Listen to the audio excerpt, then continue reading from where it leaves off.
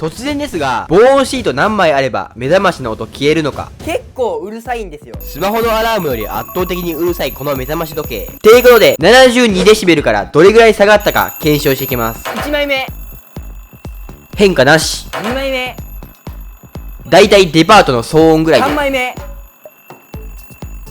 4枚目、少し音が小さくなった気がします。